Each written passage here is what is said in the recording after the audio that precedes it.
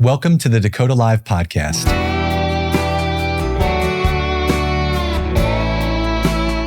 I'm your host, Robert Morier. The goal of this podcast is to help you better know the people behind investment decisions. We introduce you to chief investment officers, manager research professionals, investment consultants, and other important players in the industry who will help you sell in between the lines and better understand the investment sales ecosystem.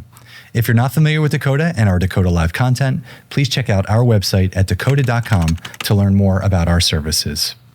Before we get started, I need to read a brief disclosure. This content is provided for informational purposes and should not be relied upon as recommendations or advice about investing in securities. All investments involve risk and may lose money. Dakota does not guarantee the accuracy of any of the information provided by the speaker who is not affiliated with Dakota. Not a solicitation, testimonial, or an endorsement by Dakota or its affiliates. Nothing herein is intended to indicate approval, support, or recommendation of the investment advisor or its supervised persons by Dakota. Today's episode is brought to you by Dakota Marketplace. Are you tired of constantly jumping between multiple databases and channels to find the right investment opportunities?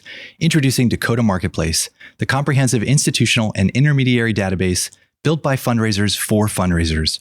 With Dakota Marketplace, you'll have access to all channels and asset classes in one place, saving you time and streamlining your fundraising process. Say goodbye to the frustration of searching through multiple databases and say hello to a seamless and efficient fundraising experience.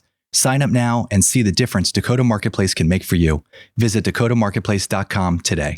Well, I am pleased to introduce our audience today to Jonathan Tubiana, Managing Director with Abbott Capital. Jonathan, welcome to Philadelphia. Thanks for having me. Thank you for being here. It's really a pleasure for us. Firstly, I'd like to say congratulations on all your success. It's really wonderful for us to have someone who's been in the role as long as you have, speaking to us about manager research and what you and your colleagues are doing at Abbott Capital. So thank you for being here. We have a lot of questions to ask you, as you know, in advance of agreeing to come on to this podcast. But before we do, I want to quickly share your background with our audience. As a leader at Abbott Capital, Jonathan's role is centered on formulating high-performing private equity portfolios and fostering close client relationships. As a member of the firm's investment committee, John plays a pivotal role in guiding the firm's investment strategy and execution. Since joining Abbott Capital as an analyst in 2009, Jonathan has honed his experience in sourcing, due diligence, and manager selection, consistently developing the firm's reach to funds with top quartile potential. His remit of research stretches across upper mid-market domestic buyout specialists to growth equity and venture capital managers, assessing established and emerging managers within and outside of the United States. Prior to his tenure at Abbott Capital, Jonathan was part of Altius Associates, where he focused primarily on European private equity offerings.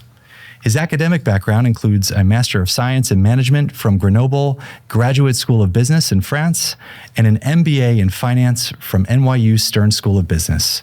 Fluent in both English and French, Jonathan's international perspective is a key asset in his role. Abbott Capital Management, established in 1986, focuses on creating exceptional value for its investors through carefully crafted portfolios of private equity investments. The firm is known for its strategic approach to primaries, secondaries, and co-investments, emphasizing not only the depth of its market insights, but also the strength of its global relationships. The firm has seen $25 billion in commitments since its inception. Jonathan, thank you again for being here with us today, and congratulations on all your success. Absolutely. I've never been called pivotal before, so thank you for this little ego boost. Well, we are very excited that this pivotal conversation is also happening. So thank you for sharing all of that, and thank you for being here. So having lived in London, New York, and Paris, what unique aspects of New York City have made it your chosen home? Yeah, that's a difficult question to answer. I would say Paris has not really had a fair shake. Because I grew up there, and I was basically a kid and a very young adult. I was at school, I was living with my parents, and I didn't experience it as an adult with a job and friends, etc. And I do have some of my closest friends in Paris today that are living this life that I actually never lived. So it's hard for me to actually judge. I enjoyed London a lot. I made a lot of friends. I met a lot of lifelong friends over there. It's a vibrant city as well. New York has always had a particular place in my heart because it's a city that has a lot of energy, and the energy that sort of transpires is really agreeing with me. It's a very dynamic place, a very energetic place, and actually love. I still feel as excited today in New York as I was when I arrived for the first time. What part of New York City do you live in? I live on the Upper West Side. I've lived like almost everyone who spent time in New York in 5 or 6 different neighborhoods, but we settled to the Upper West Side when we started a family. I was up there for a little while as well, 68th and Columbus. It's a great neighborhood. It is. And where are the offices for Abbott Capital? The offices are in Midtown on 51st and 5th Avenue. Wonderful. Well, I should say congratulations on your recent promotion to managing director at Abbott Capital. So could you start by describing to us your journey to the firm? So a lot of our audience has increasingly become students who are thinking about careers in asset management, manager selection, even just the industry as it relates to, thinking about ways to enter this big world that we work in. So what did your career journey look like? I was a finance major in grad school in France. I was never really. It was never really a calling for me to work in finance. It just sounded interesting as far as the curriculum was concerned, and I sort of stumbled upon the LP world accidentally through an internship that I had after my first year. In Grenoble, and that was my second year actually, and that was at a French financial institution called Caisse de dépôt, which is basically one of the financial arms of the French government. And I was in their fund of funds team, and I found that very exciting because it had a very strong qualitative component to the quantitative aspects that you expect to find in finance in general. And it's a very boring story, but I've never really done anything else. After that, I moved to London upon graduation, and I started working in private equity as a junior person. And I joined Abbott in London in 2009, right after they opened the London office. So what attracted you then to Abbott Capital, and how was the firm's remit within private equities aligned with what you wanted to do in terms of your goals in the industry? So the job itself was pretty much what I had been doing as a junior professional in the LP world. Abbott is a private equity asset manager that focuses exclusively on that. So we do primary, secondaries, and co-investments. In the US and Europe primarily. The office was opened in London by my partner. Today he's my partner, Matthew Smith, who was basically looking for a junior resource to work with him as he kept developing the activity over there. And that's kind of what I found really interesting about the role. I was a very junior professional, but Abbott is an organization that had a brand. And I figured that even as a really junior person, if I was alone with a managing director in the London office, I would probably have more exposure and do things that were a little bit beyond the remit of an analyst role. And I was right. What I didn't expect, which was a very nice surprise, that Matthew was a great mentor and became a great friend as well. And that was a very necessary component of this relationship, because we spent several years in a room about this size of this corner, day in, day out, every day of the week, in an organization that is overall more than 50 people. Everybody else was London based. Well, New York based. That's incredible. You've been able to see that growth. How has the growth or the profile of your clients evolved over time? So when you think about those early days relative to what your clients look like today. So Abbott started more, I think, on the separate account side of things. We evolved towards having a mix of fund of funds and separate accounts. But I would say the core business and the core client base has not actually changed that much. It's really ingrained in the firm's DNA at this point. We work with primarily with institutions, so large pension plans in North America. and endowment foundations and a lot of institutional organizations that are looking to build or develop their private equity program, and that's been our main selling point from the beginning, and it's continued to be this way. Some clients use us exclusively for small buyouts because that's what they need from us. Others really want venture exposure. Others want Europe, etc. So it's become very customizable. Sounds like a lot of optionality as well. Absolutely, and that's the idea. The idea is that we do private equity. We don't do anything else. We don't do real estate. We don't do credit. But within private equity, we have expertise in a broad area of options that can serve a portfolio. Sometimes when you have that broad area of options, there's a lot of education that's involved at the outset. So could you actually take us maybe to the table when it's being set? So when you're sitting down with a potential client, what does that conversation look like or sound like in terms of the benefits that are available to investors from investing in those types of private equity solutions? So, private equity is but one component of a portfolio, especially if you think about larger institutional portfolios. It is an illiquid strategy that calls for pretty elaborate cash flow management, which is something that's important. You mentioned, from an education standpoint, but from sort of a partnering standpoint as well. We work with our clients from on tactical plans, on projections, etc., to make sure that they're not over their skis in terms of their commitment pace, etc. It's supposed to generate higher returns than public markets over a longer term and a less liquid term, which is kind of the idea from a diversification standpoint. People who start thinking about private equity as an asset class have different ways of getting to it. From a J-curve mitigation perspective, you can start with secondaries and maybe even co-investment with a little bit shorter term than primaries.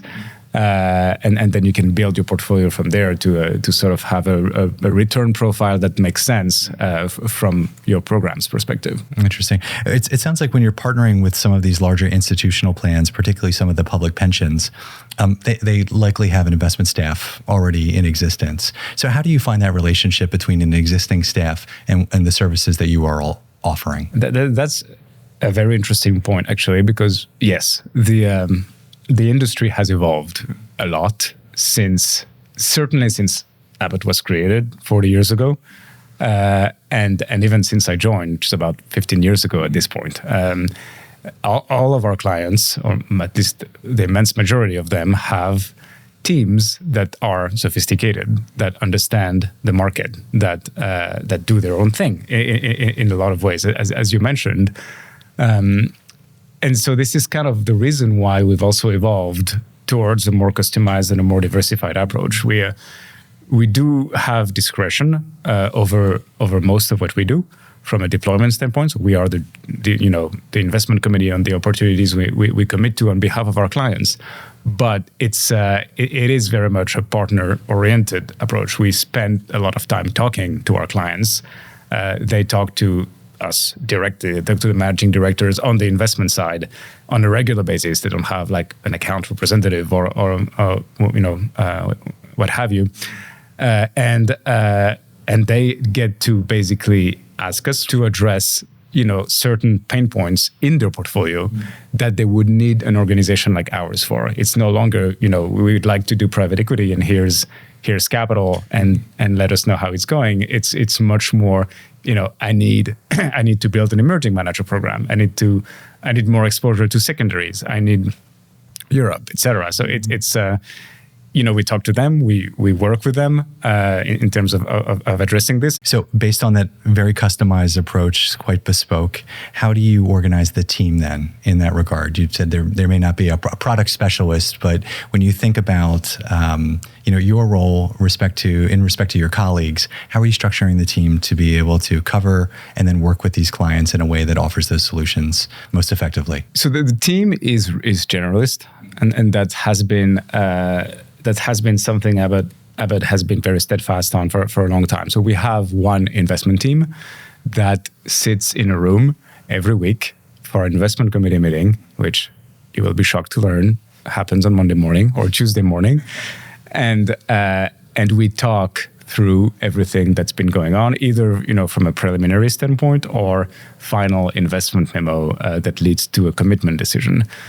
We have several people, so 2 managing directors, a VP and an associate, that focus a little bit more on the secondary side of things from a sort of an execution and management standpoint. But they sit in the same investment committee as we do.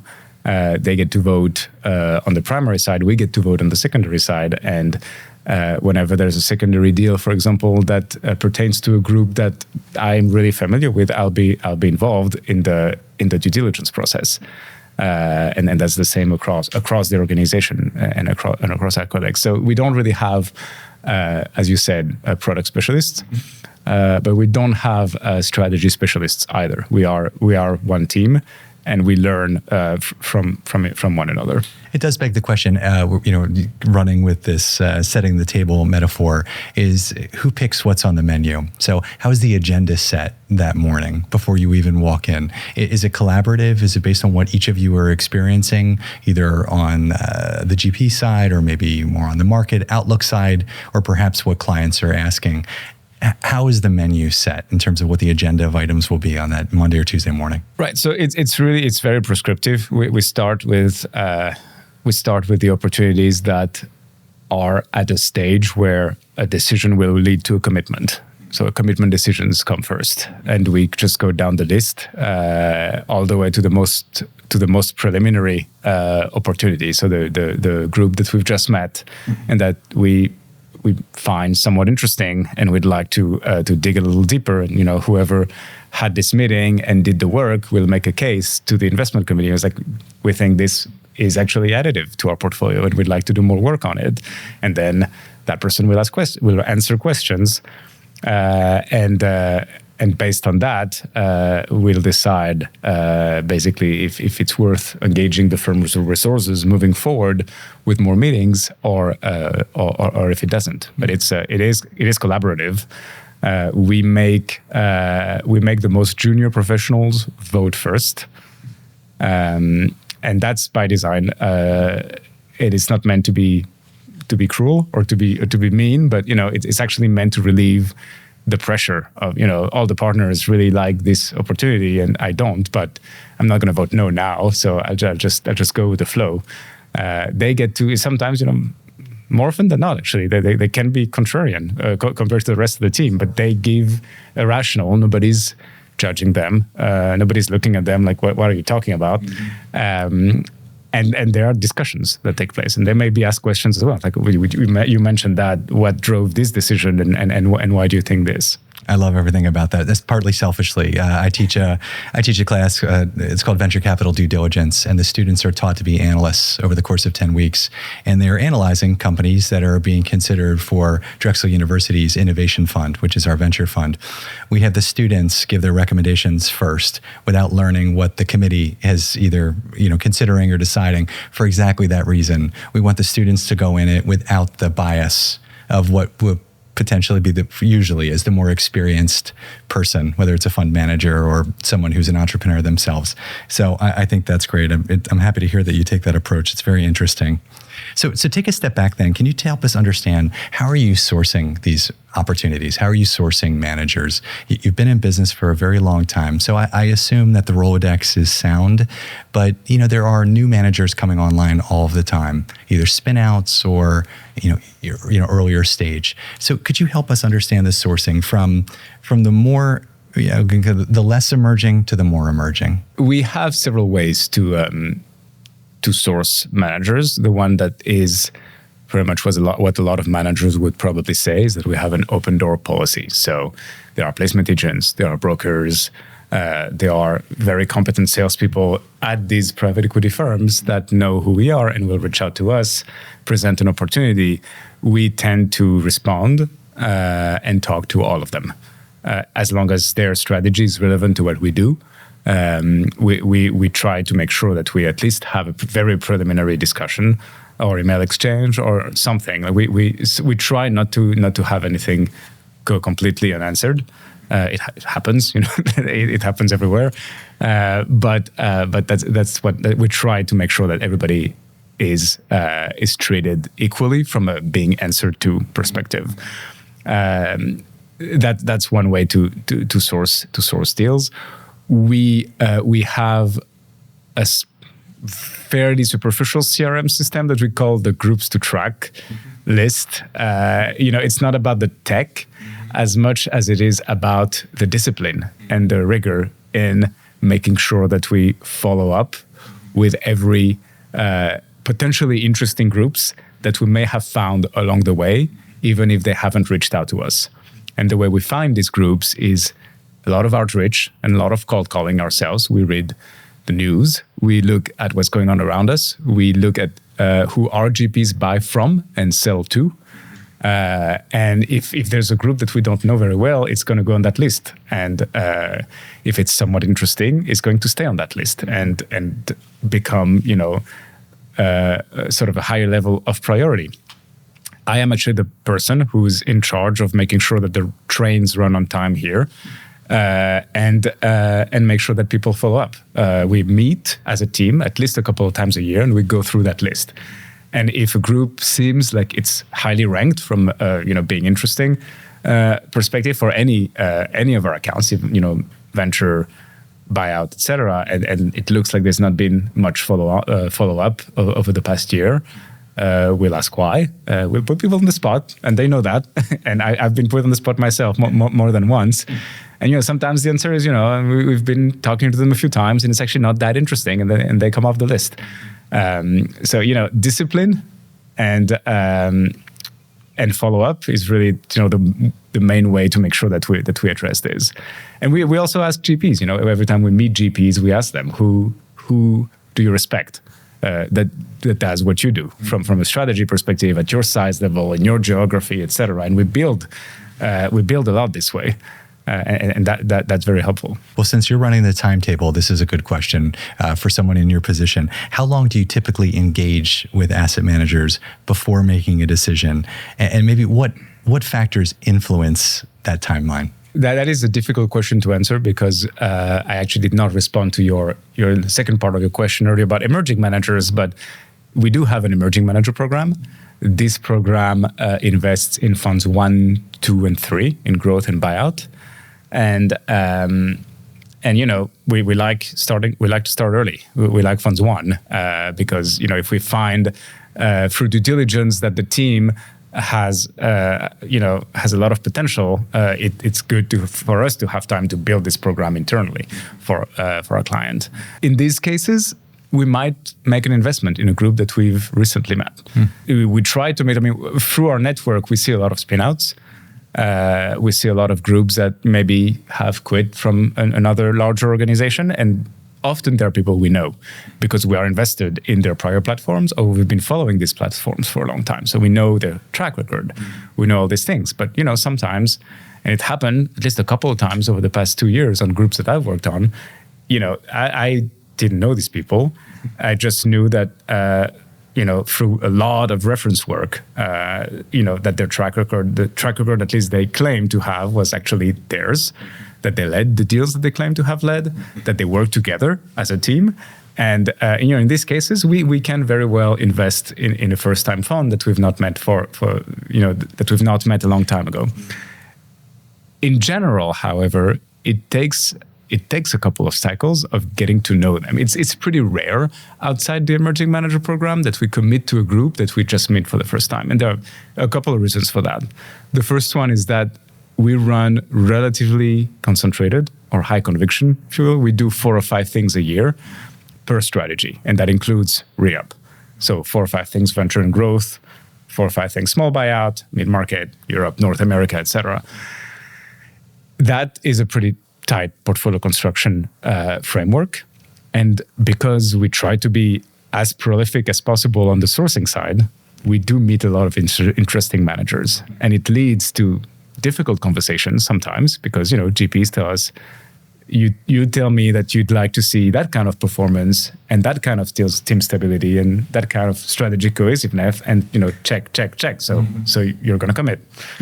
I'm like, well, you and 8 or 9 other groups that match your strategy have these criteria, and we can only do 4 or 5. So it goes a little bit deeper into sort of the ranking. And some people just are a little bit confused by that sometimes, or frustrated is the better way to put it. Interesting. So what are those characteristics then you're looking for to assess a manager's capability to both choose those value additive investments as well as their capability to provide that ongoing management guidance? It's pretty straightforward. I would say a lot of people that do what we do look for the same things. We try to make sure that the team has been together as a cohesive organization for as long as possible. We try to make sure that the track record that they present is theirs, first of all, especially in the case of emerging managers, and that it's consistent with what they're proposing to do going forward from a strategic standpoint. And that is not just, is it still buyout or is it still growth? We look at fund sizes. We look at the amount of equity checks that they deployed in each portfolio companies compared to what they want to do going forward. We look at the size of companies they invested in. We look at the kind of leverage they had in these companies. We look at their value creation as well. We think about, in the past, how have you created value in these portfolio companies, and is it still possible to do that going forward in a different market environment where perhaps you benefited from significant multiple appreciation without actually doing much to these companies, and you have great returns, but does it really mean anything in a contracting market? So we try to make sure that the past is consistent with the present and the future. I am curious. It probably is a little bit more relevant just based on having not known a manager as long as it relates to the people behind that process. So when you're evaluating people for a new manager that you have not met before, you haven't had exposure before, so you're thinking about the team, are there any approaches that you take as it relates to better understanding the people? I heard one of your peers, for example, talk about the importance of assessing cognitive diversity and really understanding that there are different thinkers in that structure on that team. I've heard some other managers in a similar position as you talk about character. Are they good people? Are they kind? Are they curious? Are they forgiving? So how do you think about that qualitative aspect of understanding the people behind this process? And I always ask it because it's so important to what the business is all predicated on, right? People. But it's a soft skill. It is a soft skill, and it is critical. And this is one of the reasons why it's not that common for us to commit to a group that we've just met.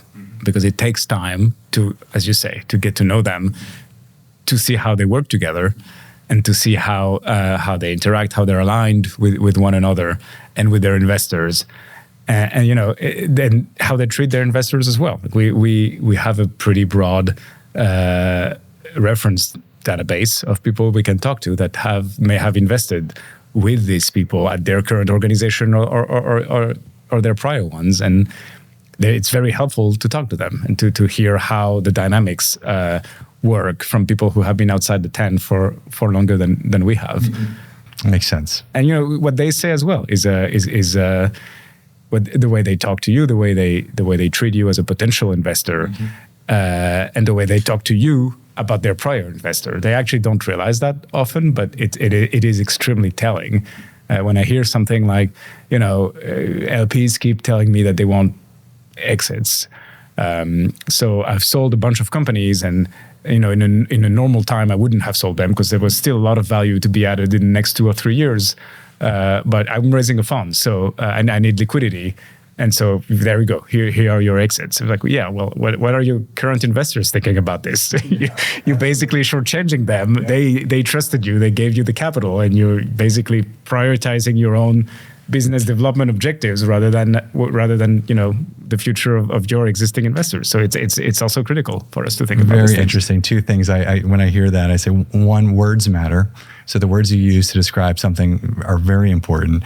And 2, people will tell you. If you listen long enough, people will start to show you some of the yellow flags. Mm-hmm. I don't want to call them red flags because, in my opinion, yellow flags can turn green. But that's a nice optimistic way of looking. I try to be a little. I'm a teacher. I try to look at the bright side of things. So, in addition to time, how do you manage risk within the portfolios? You mentioned mitigating J-curve effects and maintaining ongoing exposures. But what are some of the key ways that you're managing risk within the portfolio? We try to strike the right balance between having a high conviction approach. So we don't do everything that looks interesting, because then you run the risk of what one of my partners calls diversification. You're in everything, so you'll be fine. You won't lose your shirt, but it's also pretty unlikely that you'll actually achieve top quartile performance, even if you happen to be invested in the best managers out there, because you also have everything else, or like everything else that seems like it could be interesting. So that's why we're very, very focused and very careful to set objectives from portfolio construction framework and to stick to them and to just be very, very disciplined. If we invest in a new manager, understanding that means that probably at some point another one is going to exit the portfolio. One of our former partners used to use that analogy of a Manhattan apartment. Manhattan apartments, however rich you are, tend to be relatively small. And that means that if you're going to add a piece of furniture that you really like, something's going to have to go away. And that applies to a portfolio as well. And this is kind of the way you make sure you generate returns, and from the depth of due diligence, you try to minimize risk as well. If you don't overlook important things from a due diligence standpoint, that's why we are very, very thorough in terms of meeting these GPs. If you talk to GPs that know us, they will probably tell you that we try to turn a lot of stones.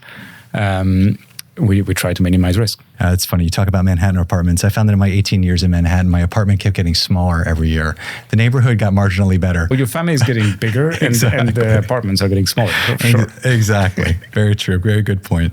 I promised you I wouldn't ask for any crystal ball forecasts, but I am just curious. We've talked a little bit about your clients, particularly the institutional side, but we've been hearing from a lot of our guests, particularly on the wealth management side, the proliferation of private market products for their clients, high net worth and retail investors. So what do you anticipate the share to look like going forward between wealth and institutional investors with Abbott Capital? It's hard to give you a number, but it's a trend that we've seen as well.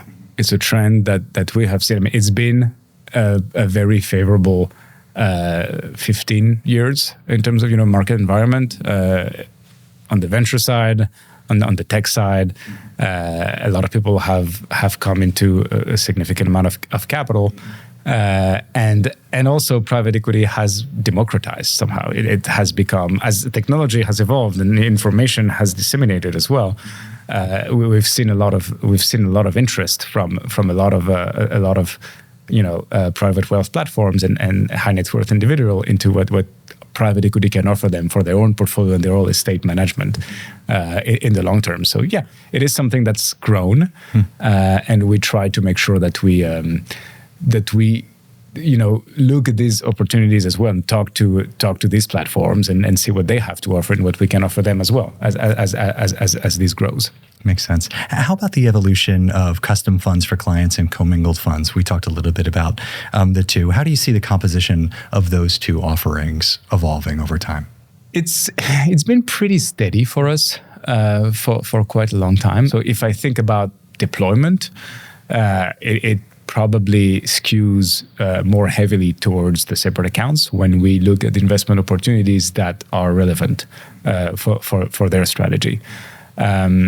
But we are a bottom-up firm. This is what we've always been. So, if an opportunity comes through the door and it's a fit for a certain number of clients based on their strategy constraint, everybody will get access. And everybody's always asking us, does this mean that, you might get significantly constrained in some opportunities because clients, the client list grows and the available space in interesting opportunities doesn't necessarily grow as fast. And the somewhat interesting answer is that it's not been that big of an issue. Like, we've been constrained in some really, really hard to access managers, But for the most part, we build deep enough relationships with these GPs that we are actually able to often get an allocation that makes sense for our clients overall. So when you think about your last 15 years, what are some of the more significant changes that you've seen in client expectations? I would assume some of those clients you may have been working for many years, so you've been able to have an insight in terms of where their focus is in terms of markets and just generally what expectations are across a variety of parameters. Well, that's actually interesting because our clients, we talked about that earlier in terms of their team being pretty sophisticated and their understanding of how private markets work. And at least, I don't know if it's true across the industry, but our clients' expectations have remained fairly steady over a very long period of time. They expect a partner relationship with Abbott as opposed to a service provider relationship. We talk to them a lot. We discuss what we're doing with them, even in cases where we have the sort of authority to make the investment decision. And we make sure that every concern that they might have is addressed. But from a deployment perspective, they understand that private equity is a long-term illiquid asset class, and that what you're doing today is going to be felt 5, 6, 7, 8, 9 years from now, at a time where the world will be a very, very different place, and that today will be completely forgotten. Like, do you even remember what environment we were in 9 years ago or 10 years ago, when the funds that are starting to liquidate today actually raised? And the institutions and the groups that tell us, this year is difficult, so we're not allocating that much to this or that within their private equity allocation. I feel that this sort of suggests that the program might look a little bit stranger in 5 or 6 years, more than it should. Yeah, that's refreshing to hear that expectations have remained relatively consistent. It's been a weird few years. Stock markets have been pretty volatile. There's something that a lot of people have talked about a couple of years ago called the denominator effect, where you're a big institutional private equity investor, and your portfolio has taken a hit on the public side, and so the share of the private equity allocation in your portfolio is much, much higher than the guidelines that have been issued by your board. So, you said you have to invest up to 15% of your portfolio in private equity, and you find yourself at 30 because the public market has taken a hit. And that's not going to last because public markets are volatile, but you don't have a choice. And that has happened to a lot of large corporate pensions, etc. out there. It's like we just can't commit because we're way above our skis in terms of allocation.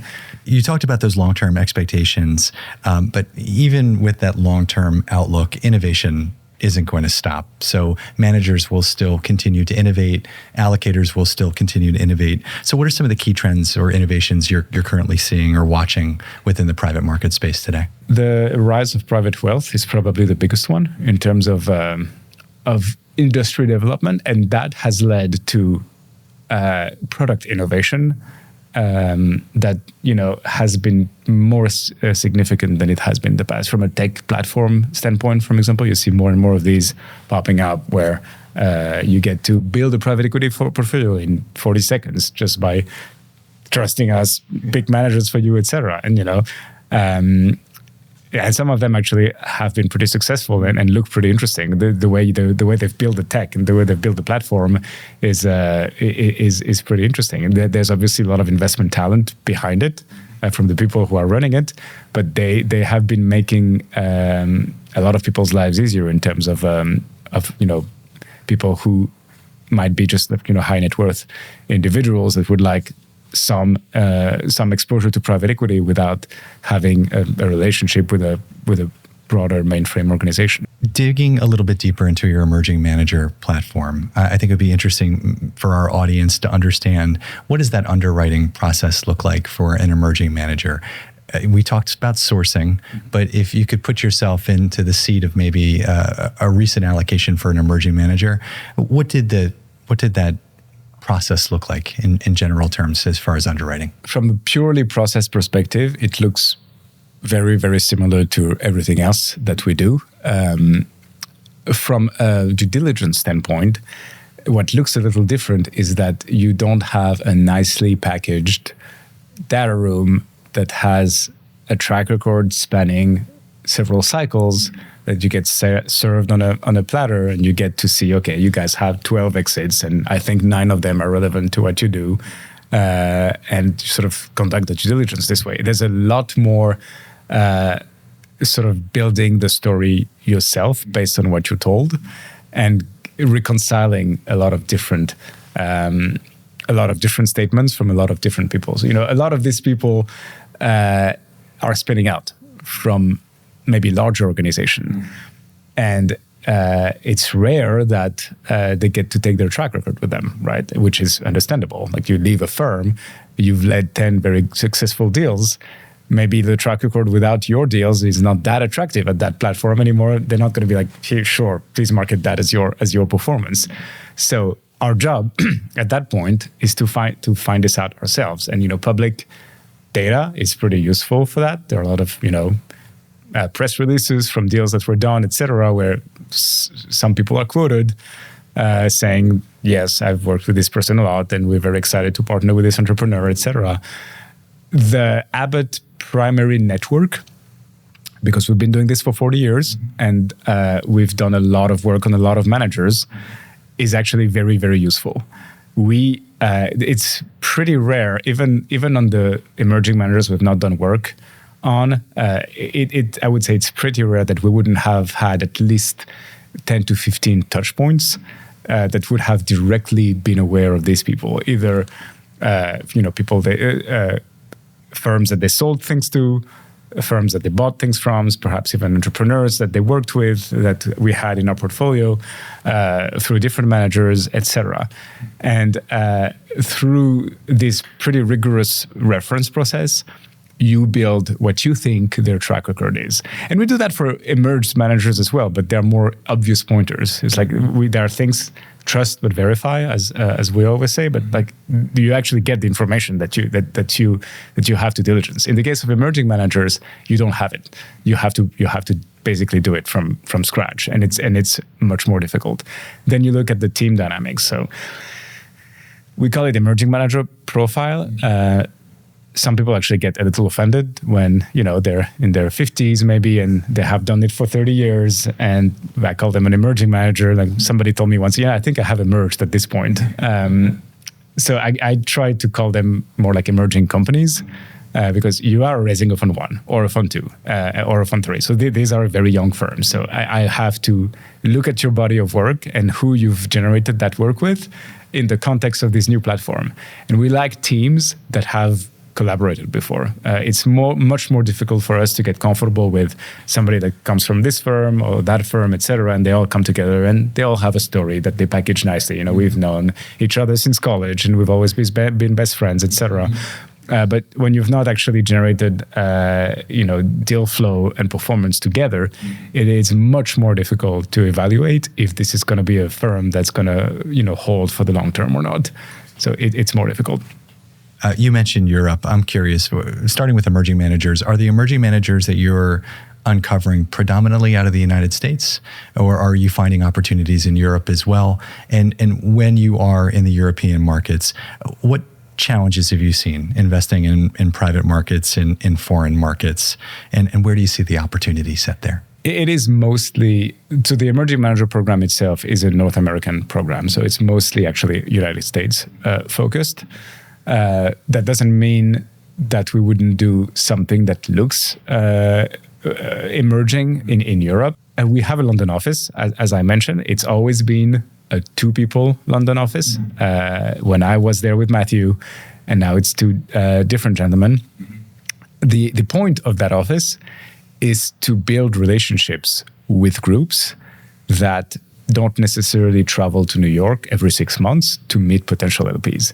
There's no worse timing to get to know a group than when they're raising money, which is when they travel, because there's time frame, there's constraints, there's expectations, and it's much more difficult. So my London colleagues, Jobst and Moritz, are there talking to these groups, making sure that they have a pretty good idea of which groups we would need to keep close tabs on, and they do all the work that we mentioned earlier, right? As well, right? They evaluate from a soft perspective if these people are good people to work with.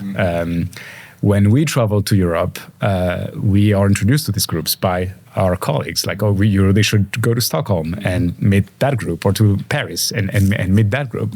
And when they raise money, they act as their champions, right? It's like, okay, we've been talking for a number of years. We think this track record is legitimate. We think these people are good partners to work with, etc. And the people in the US who are less familiar with the groups, will have a good opportunity to build a relationship with them.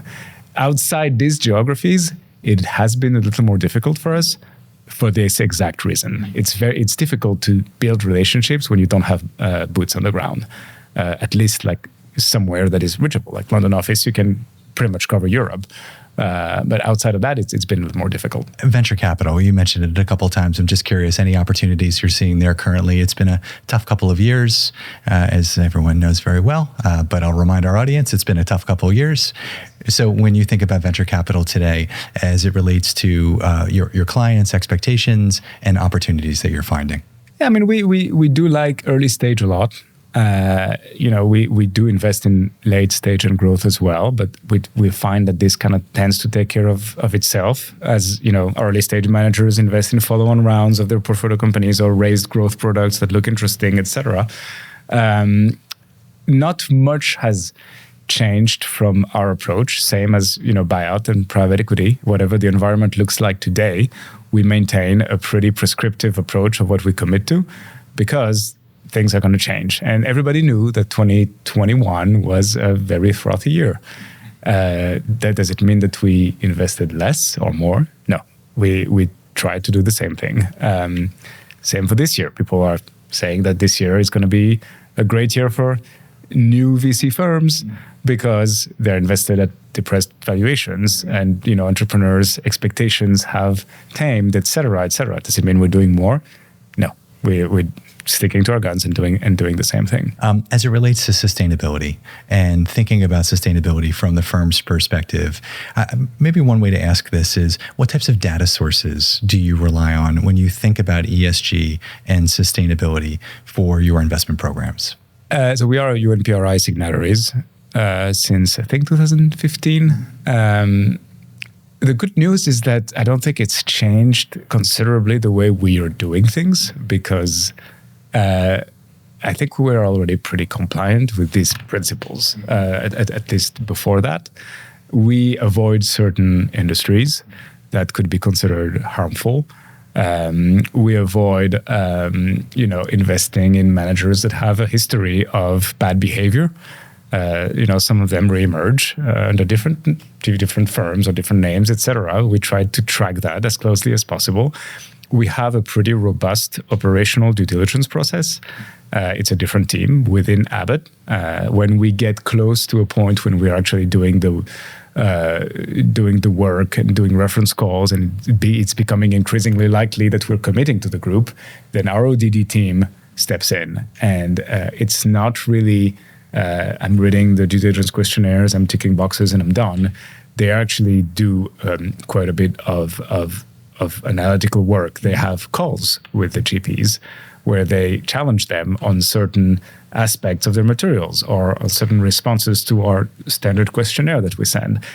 And the resulting operational due diligence report that we see that includes ESG and other factors, including cybersecurity and things as simple as controls and procedures, etc., is basically delivered to the investment team alongside the investment memo. And that's part of the decision-making process for us. If you can share, I'm curious if there is a contrarian either investment position or a view in-house that you would you share with us on our podcast. Well, I personally, usually I am known to be the optimistic person on the investment committee. You're half glass full, huh? I am 2/3 full, probably, is what my colleagues would say. That's fair.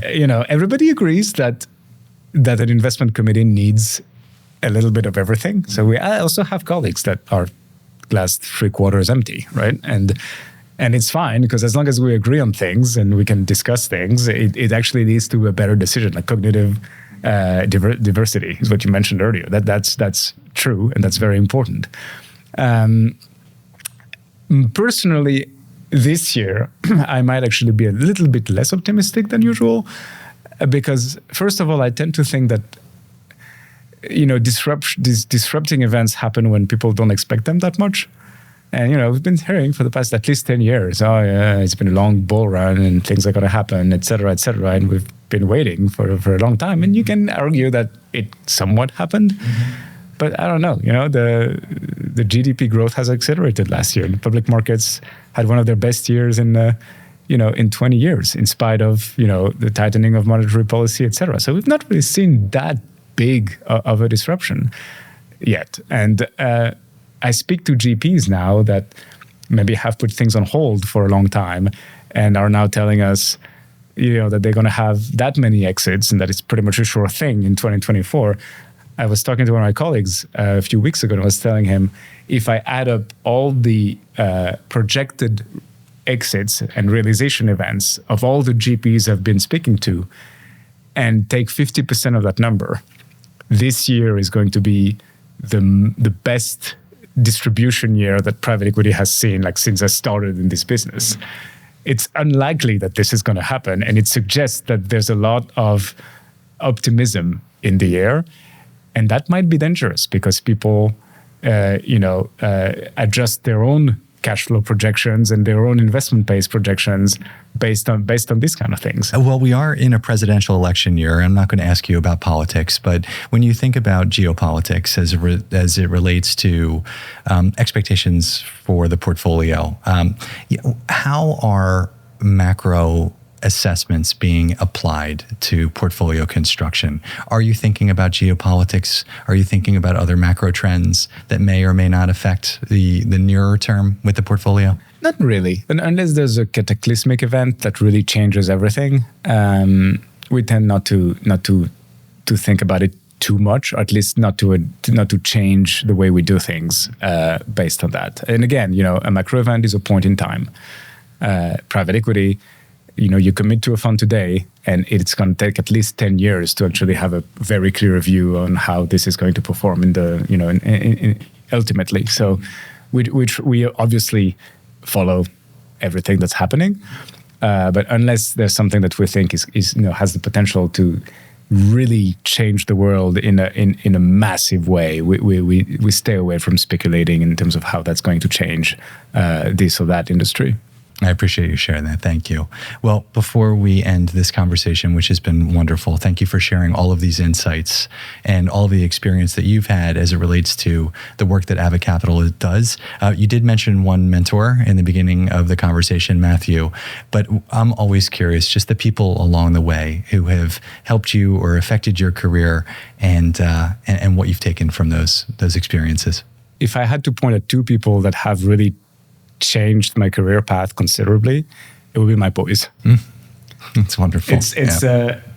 There are real reasons for that. It's not just something to say, but the first one is that since they were born, I've been busier than I've ever been in my life. We don't have nannies or anything. My wife works full time as well, so during the day they're at school, and when they're not at school, they're with us. What I find through this process, which I kind of knew instinctively before, but it's not it's not logical at all, is that the busier you are, the more time you have. Because there are 24 hours in the day, as it turns out. There's not 6 hours or 8 hours. And 24 minus the amount of time you need to sleep is the available time that you have in a day. Not necessarily just to work, but to do a variety of things.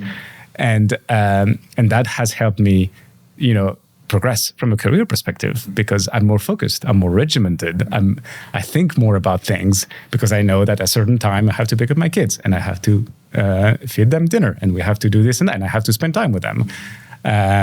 So that was the first point. And the second point, I would say, is they retaught me to live in the present, which is something that we forget as adults because we project. And it's it's kind of ironic to say that because a lot of our job is to project, is to think. I'm working on a manager now, and I think in the future that's going to be a good or a bad manager. They have a view of the world that is, a kid's view of the world that is really anchored in the present in a way that makes it really wonderful to interact with them. And I'm a very anxious person. I hide it pretty well, mostly through self-deprecating jokes, but I've always been very anxious. And that has translated in my professional life as well. I did identify my weakness and I obsess over them. And the more you obsess over a weakness, the worse it gets. And you feed a vicious circle that is basically uninterrupted. They made me snap out of that. First of all, because I now have other things to be anxious about. And also because, there are these times when I do things with them and I just disconnect. And because I basically, my brain synchronizes with theirs. And, I think these boys are one of the main reasons why my career evolved the way it did over the past few years. We have that in common. My career also evolved because of my two daughters. For very similar reasons. I had very similar behavior patterns as well. I would reread an email 27 times before I sent it. I still do that. I've gotten better at that, thankfully. Maybe just 14 times since But you're so right about the time, that the time is there. It's how you use it. If you appreciate that it's now. We were joking around before we started recording and the lights turned on. That I spent a lot of time looking for my wallet recently, only to learn that it was in the refrigerator where my 3-year-old put it. And talk about thinking in the present and also the importance of words. How many times have I told her that we keep things fresh in the refrigerator? So she wanted to keep my wallet fresh in the refrigerator. So I know that well. I appreciate that answer. Smart. She's very smart. I don't think it's a deflection at all.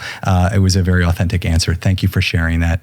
Thank you for sharing your time with us today. It really is an honor to have people come into Philadelphia, particularly yourself. You've had a very successful career. We hope for nothing but more success for you and Abbott Capital, and we hope to see you again soon on the desk. Thank you very much. If you want to learn more about Jonathan and Abbott Capital, please visit their website at www.abbottcapital.com. You can find this episode and past episodes on Spotify, Apple, or your favorite podcast platform. We are also available on YouTube if you prefer to watch while you listen. If you'd like to catch up on past episodes, check out our website at Dakota.com. Finally, if you like what you're seeing and hearing, please be sure to like, follow, and share these episodes. We welcome your feedback as well. Jonathan, thank you again for joining us today. And to our audience, thank you for investing your time with Dakota. Don't say goodbye.